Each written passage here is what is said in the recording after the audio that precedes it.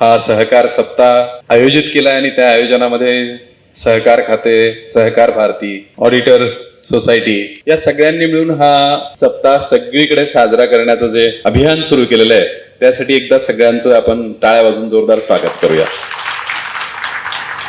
आणि आजच्या या युवा संवाद मेळाव्याला व्यासपीठावर मार्गदर्शन करण्यासाठी उपस्थित असलेले आपले सन्माननीय विभागीय सहनिबंधक संतोष बिडवई सर, आपले माननीय जिल्हा उपनिबंधक समृद्ध जाधव सर, सहकार भारती आणि एकूणच वर्धमान नागरी पतसंस्थेच्या माध्यमातून मराठवाडा आणि महाराष्ट्रात ज्यांनी सगळीकडे सहकार चळवळ पसरवली असे आपले सर्वांचे लाडके डॉक्टर शांतीलाल सिंगी सर, सुनील मोतलकजी, किशोर भैया Chauhan, Abasaheb Deshmukh, Jadhav sir, TR Patil sir, Suresh Jagade sir, Sambhaji Rachure sir, Wani sir, Rameshwar Mankape sir, Kisan ठुबेजी, दत्ता शिंदे, हट्टेकर साहेब, सगळेच सहकार चळवळीत काम करणारे माझे मित्र. नशिराबादकर सर, अतिशय सुंदर सहकार गीतांनी वातावरण निर्मिती सरांनी केली. मित्रांनो, खरंच आज युवकांसाठी सहकार असा अतिशय चांगला विषय ठेवलेला होता, पण ऍडमिशन आणि सगळ्या जाणं येणं या सगळ्या याच्यामध्ये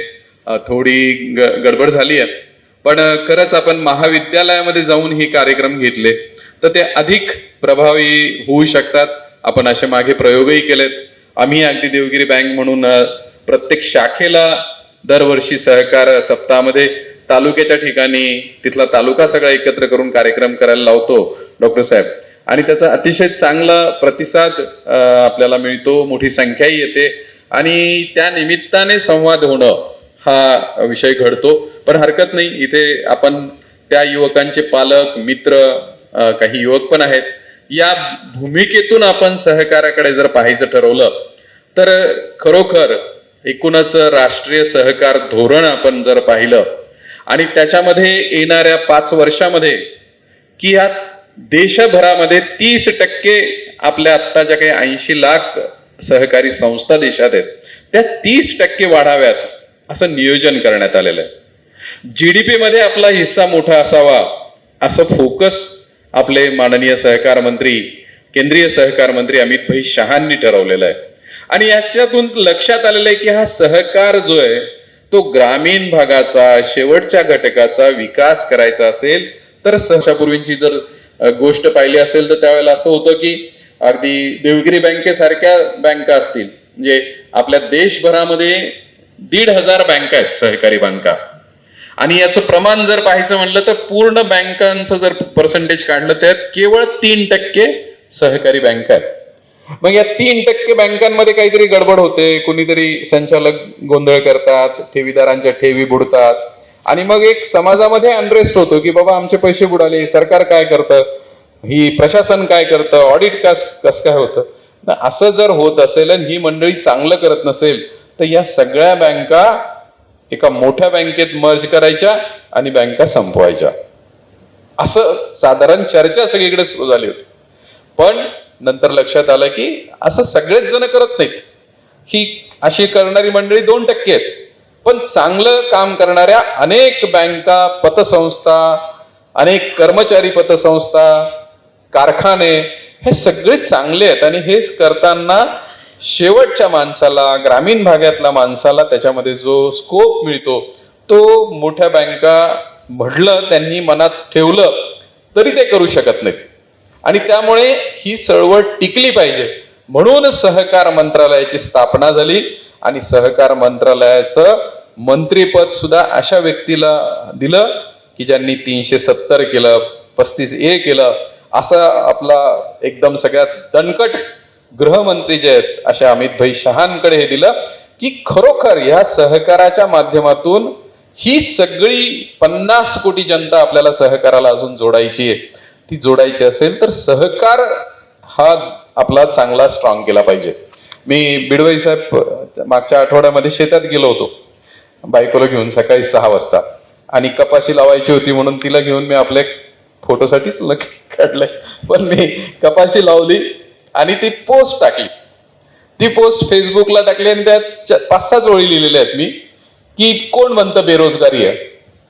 म्हणजे शेतीमध्ये शेतकऱ्याला कापूस लावायला माणूस नाही, काम करायला मजूर नाही, बँकेमध्ये मला चांगला क्लर्क नाही, मला चांगला अकाउंटंट नाही, मला चांगला सीओ मिळत नाही, एक वॉचमन मिळत नाही.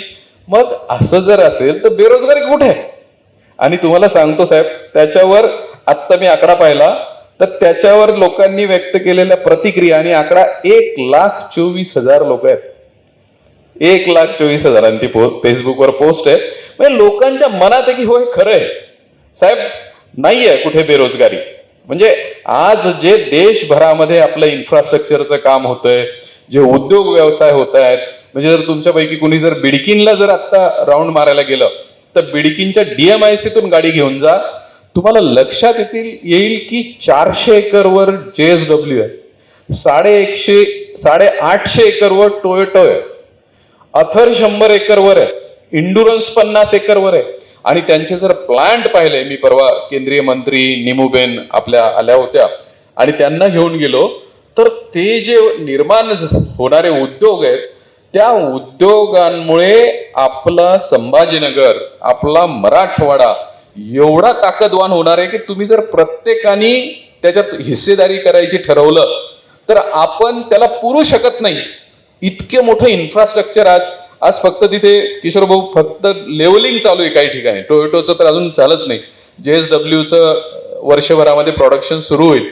पोकलँड, JCB, त्याला लागणारा माणूस, म्हणजे आज तिथला अधिकारी 2 BHKचा फ्लॅट आम्हाला चांगला स्टँडर्ड द्या, आम्ही 30,000 40,000 भाडं देतो म्हणून म्हणतोय. आज तिथे कुठेही भाड्याने बिल्डिंगमध्ये घर मिळत नाहीये किंवा वर्कशॉप आहे, गॅरेजेस आहेत. हे सगळं निर्माण करायचं असेल तर आपल्याला प्रचंड संधी, म्हणजे पुणे नागपूरचं आपण कौतुक करायचो, पण आपल्या समोर ह्या सगळ्या संधी आलेल्या आहेत. आणि याच्यामध्ये आम्हाला हा जो 50,000 ते 70,000 इथे कामगार येणार, ते पगार घेणार, तो पगार आपल्या गावात खर्च करणार, त्या पगारातून काही बचत करणार, कुणी गिरणीमध्ये जाणार, कुणी मोटरसायकल घेणार, कुणी ती मोटरसायकल रिपेअर करायला जाणार, कुणी घर भाड्याने घेणार, कुणी घर विकत घेणार. म्हणजे तुम्ही करत असलेल्या प्रत्येक उद्योगाचा हिस्सा हे त्या DMIC आपल्याला येणार आहे. म्हणजे मला परवा एक जण म्हणलं, नाही, जय भवानी नगर मधल्या माणसाला काय उपयोग आहे? म्हणलं बाबा तुझं 20 बाय 30चं घर आहे, खाली 3 खोल्या आहेत, वर 3 खोल्या बांधल्यात ना? हो.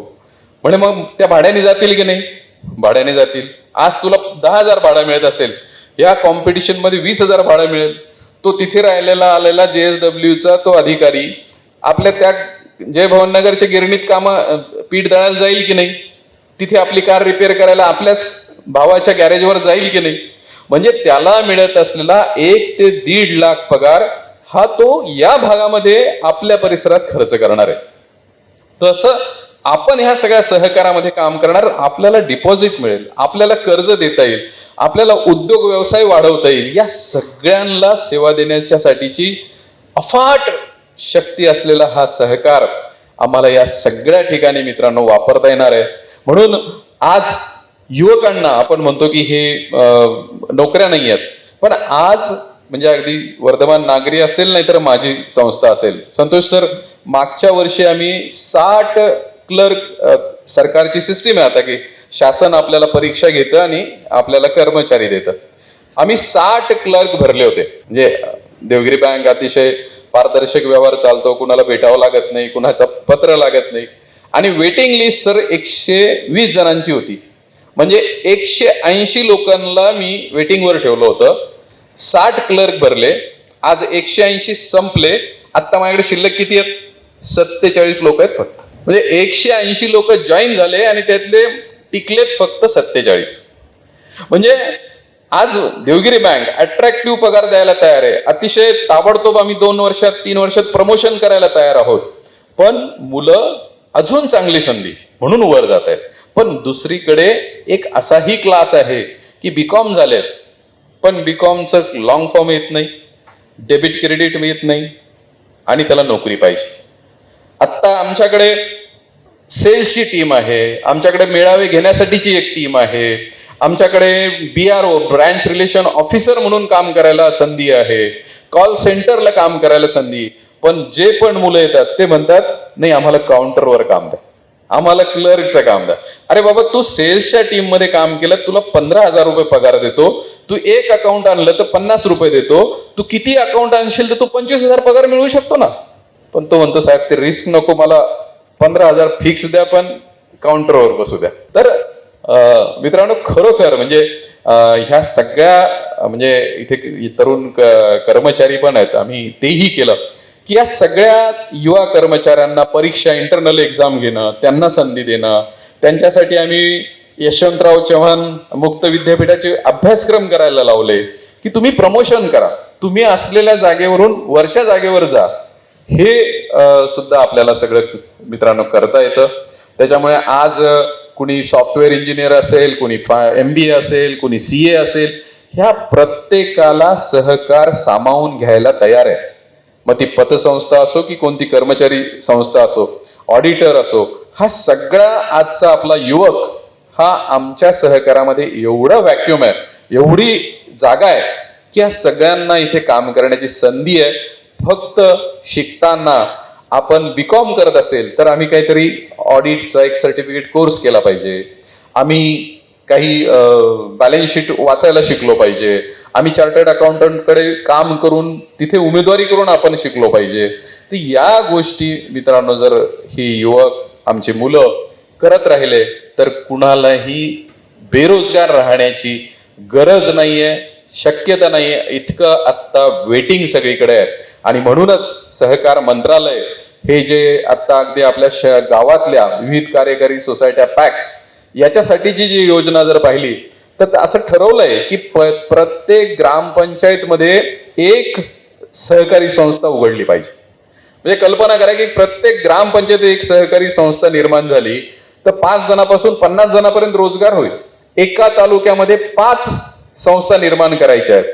म्हणजे असं शासनाने ठरवलेलं हे सगळं धोरण आहे.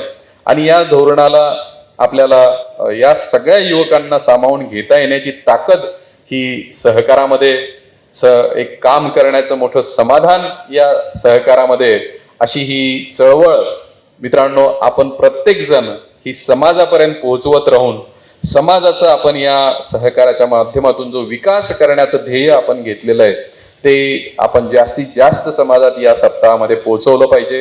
हे सगळीकडे सांगितलं पाहिजे. म्हणजे अगदी आज मला अभिमान वाटतो की देवगिरी बँकेचा कोणताही मॅनेजर रिटायर झाला तर एकतर मी घेऊन टाकतो किंवा कोणीतरी जातो. म्हणजे तो रिटायर झाल्यानंतर पण रिकामा राहत नाही. म्हणजे इतकी गरज आज सगळ्या चांगल्या संस्थांना, पतसंस्थांना, सगळ्या सहकारी संस्थांना ही आहे. अगदी तुम्ही कोणत्याही क्षेत्रातून या, मल्टीमीडिया या, सोशल मीडियातून या, जाहिरातीच्या याच्यातून या, तंत्रज्ञान घेऊन या, काहीही शिक्षण तुमचं असेल तर ह्या सगळ्या सहकारामध्ये आज या युवकांना प्रचंड संधी ह्या निर्माण झालेल्या आहेत.